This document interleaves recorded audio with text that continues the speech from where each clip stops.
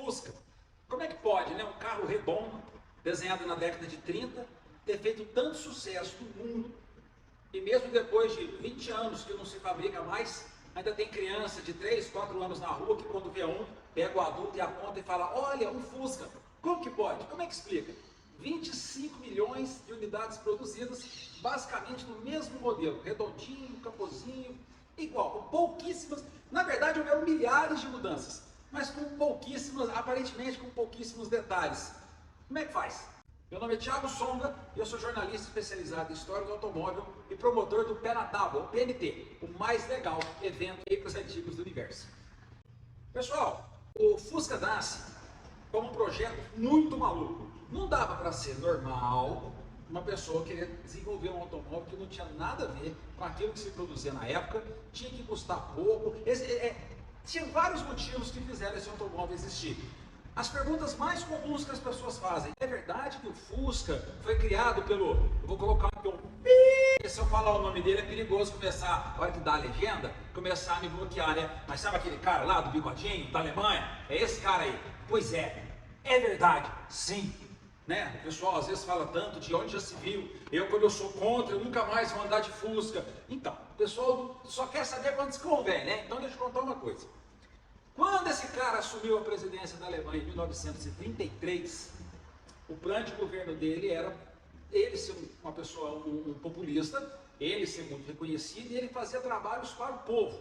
A primeira coisa que ele fez, para pegar o projeto daqui, para vocês entenderem, ele desenvolveu um rádio, ele pediu para desenvolver um rádio, naquele tempo não tinha televisão, a comunicação era feita ou por jornal ou por rádio, e ele criou um aparelho de rádio chamado Volksradio, que significava o rádio do povo. Esse rádio ele foi produzido aos milhões na Alemanha e o valor desse rádio era financiado pelo governo alemão. Isso fez com que toda a Alemanha pudesse ter um rádio dentro de casa e ouvir as últimas notícias. Vamos considerar que a maioria das rádios, das emissoras de rádio, eram emissoras estatais. Então ele fez com que o povo só recebia as notícias que o próprio Estado divulgava. Dali, ele começou a criar as autobahns, que eram as grandes estradas alemãs, que servia para que a sua população pudesse viajar, pudesse ir de um lugar ao outro, pudesse conhecer o tamanho da Alemanha na sua totalidade. E para isso ele pediu para a Associação de Fabricantes de Veículos da Alemanha produzir um veículo para o povo, produzir um Volkswagen, que na tradução literal é veículo do povo. Só que ele tinha umas exigências. O veículo não podia custar mais de 1000 marcos, ele tinha que passar até 100 km por hora. Teve gente que gozou, né? Porque eu fiz um vídeo anterior com esse cara aqui dizendo que o motor não passava dos 80. Lá no retão das autobahns, entendeu? Ele chegava a 100 com o motor original, que era 1.1. Agora, pega subida, descida, pirambeira, buraquinho na rua, eu não vou passar dos 80 não. Então deixa o meu quietinho aqui no máximo até os 80 por hora. Mas aí, das condições, tinha que chegar até 80 por hora, ele tinha que fazer pelo menos até, se eu não me engano, eram 15 km ou algo perto com litro de combustível. Ele não podia custar mais de 1000 marcos. 1000 marcos na época era alguma coisa próxima a 250 dólares. Ele tinha que carregar até 5 pessoas. Essas eram as condições do veículo. Para não chegar a 1000 marcos, aquela associação de fabricantes de automóvel da Alemanha, que era formada pela Opel, era formada pela DKV, pela Autonion, né, que fazia parte também, pela Mercedes, pela Audi, Porsche, Wander, era formado por empresas alemãs. E eles não conseguiam chegar àquele projeto. Eles diziam, isso que o nosso presidente quer é impossível. E aí o que eles tiveram a ideia? Tinha um engenheiro que projetava, tinha um escritório independente que projetava carro, chamado Ferdinand Porsche. O Porsche tinha trabalhado na Mercedes na década de 20 e ajudado a desenvolver o sistema de compressor para os motores da Mercedes. E aí, com a crise de 29, ele foi obrigado a abrir um escritório próprio. A Mercedes convidou ele a aceitar novos desafios, ele abriu um novo escritório. E essa associação convidou ele para fazer o projeto e ele falou, eu faço. Até porque não seria nenhuma novidade. Se vocês pegarem os projetos, todos os projetos do Ferdinand Porsche, ele fez um projeto com a Zundap, que parece já um Fusca, ele é todo redondinho. Teve um judeu que trabalhava na Alemanha, numa empresa chamada Tatra, chamado Gans, Gans, que é G-A-N-Z. Ele também tinha desenhado, ele desenhou projetos para a Tatra, ele também tinha feito alguma coisa parecida com o Volkswagen. E aí, o Ferdinand Porsche foi tentando fazer a melhor forma de fazer o carro ficar barato. Um dos motivos dele ser refrigerado a ar É justamente para ficar mais barato, porque se você não é a água, você não tem radiador, você não tem bomba d'água, você não tem mangueira, você não tem uma infinidade de peças que deixaria o carro mais caro. E quando você pega o Type 30, que foi um dos desenhos do Porsche, que é praticamente o pai desse modelo aqui, que já foi feito em 1936 ou 37, ele já era ensaiadamente o que ia virar isso aqui. Bom, apresentou o projeto, ficou amiguinho do presidente, começou a apresentar o projeto, ó, vou melhorar, tem que baixar custo. Em 39, começa a sair a campanha do governo, do Volkswagen, onde você comprava ações e o governo ia fabricar o automóvel para você. Então, a primeira população foi lá e depositava dinheiro para depois a fábrica fazer um automóvel para você. Isso aconteceu aqui no Brasil, quando o Gurgel lançou o BR-800, e antes disso, quando o Nilson Fernandes criou a empresa Embap e criou o automóvel democrata. Você comprava ações e depois você se tornaria um acionista e depois você receberia ali um carro como pagamento desse investimento de ações. Com o Volkswagen foi assim.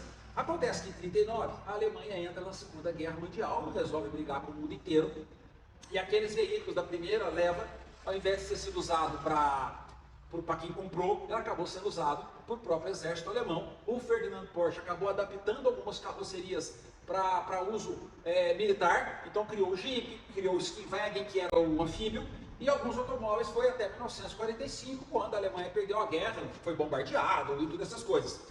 Quando acaba a Segunda Guerra Mundial, a Inglaterra assume metade da Alemanha para reconstruir a Alemanha, e a Rússia assume a outra metade. Ali que eles dividem a Alemanha em Alemanha Ocidental e Alemanha Oriental. No lado ocidental, que a Inglaterra começou a tomar conta, os ingleses viram a fábrica da Volkswagen, que já estava sendo montada em Wolfsburg, que era para ser a cidade do automóvel, e eu não lembro o nome do marechal lá, do general inglês, que ele viu aquilo e ele mesmo, para ajudar a fábrica a reconstruir, ele encomendou 10 mil unidades para abastecer os soldados ingleses que estavam na missão de reconstrução da Alemanha. Então a fábrica da Volkswagen ela volta em 1945 fabricando 10 mil carros já de encomenda para abastecer somente o exército inglês. Em 46, foi até metade de 46 ou quase 47 essa produção. Em 47 começou-se a vender veículos para fora, para o mercado civil, e a Inglaterra devolve a Alemanha para os alemães.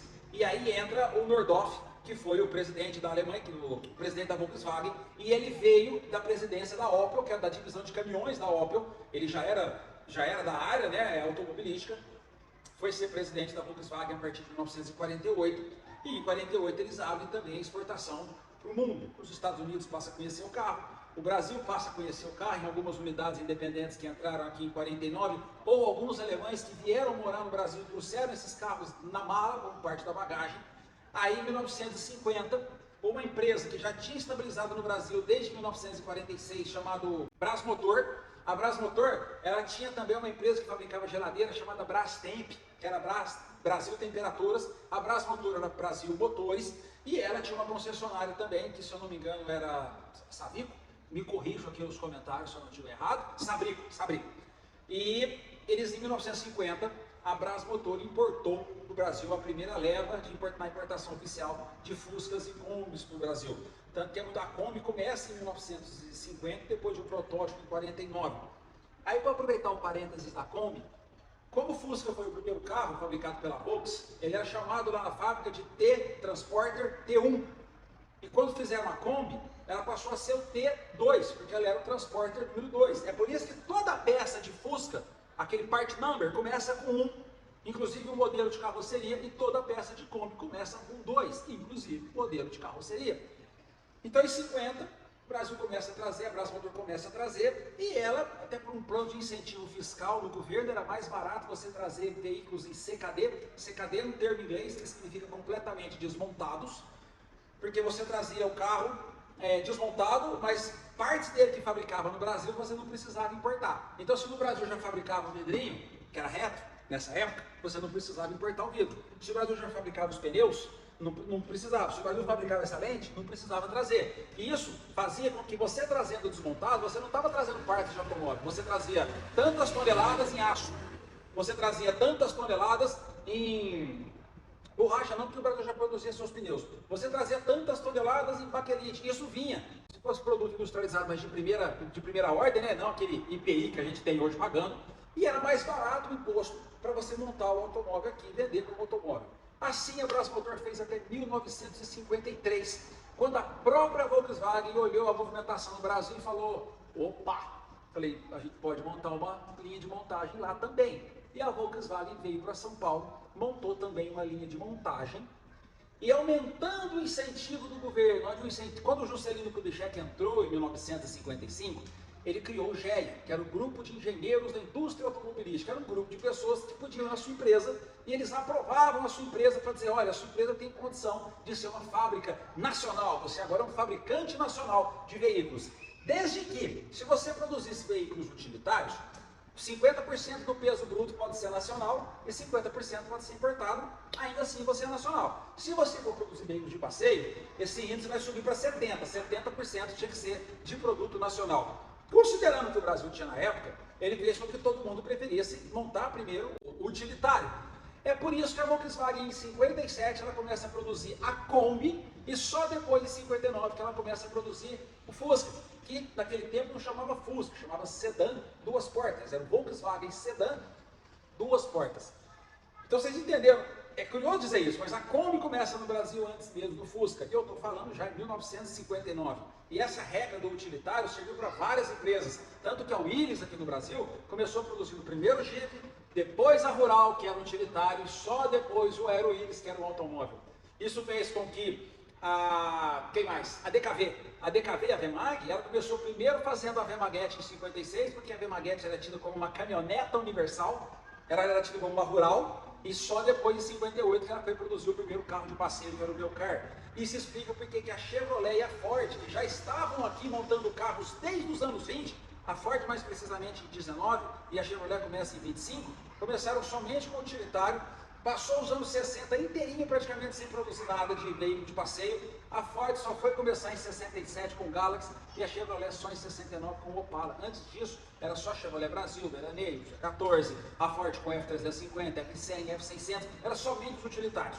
Voltando à Volkswagen, em 1959 saiu o primeiro Fusca no Brasil, 3 de janeiro de 59. No dia 6 foi vendido já o primeiro, pela concessionária chamada Marcas Famosas, e o primeiro cliente foi o Eduardo Matarazzo. O Eduardo Matarazzo, vocês podem lembrar do sobrenome dele, que é um sobrenome pesado, um sobrenome de família tradicional, mas o Eduardo Matarazzo montou um museu de automóveis antigos em Bebedouro em 1968 e o museu está lá até hoje para visitar. Então, quando for passear, vai lá em Bebedouro e conhece um pouco o museu do seu Eduardo Matarazzo, que é um cara que foi pioneiro no automobilismo brasileiro e o comprador do primeiro Fusca fabricado no Brasil. Então, para não estender muito, eu contei um pouco da história do Volkswagen no mundo, no Brasil, essa popularidade mundial do automóvel, que todo mundo quis gostar do carro, mas para fazer uma finalização interessante. Vocês sabem por que esse carro chama Fusca? Porque o Volkswagen ele tem apelidos em vários lugares. Ele chama Carocha, se eu não me engano, em Portugal, ele chama Escarabarro no México, ele chama Beetle nos Estados Unidos, cada um, Beetle besouro, Escarabarro também é um besouro, cada um deu um apelido desse carro, aqui no Brasil foi Fusca. O pessoal brinca muito comigo quando eu falo Volkswagen, eu falo Volkswagen, porque na Alemanha o V tem som de F. As colônias alemãs que vinham para o Brasil, já depois da Segunda Guerra Mundial, chamavam esse carro de Fuca, porque era Volks, Fuca. Fuca, ainda o pessoal de Santa Catarina ainda chama de Fuca. Eu tenho uma Fuca, eu comprei uma Fuca. E de Fuca, o Brasil pegou para Fusca, para arrumar um S para colocar em algum momento da história do carro. O curioso é que a Volkswagen nunca quis aceitar esse nome Fusca. No documento do carro sempre vinha Volkswagen sedã duas portas.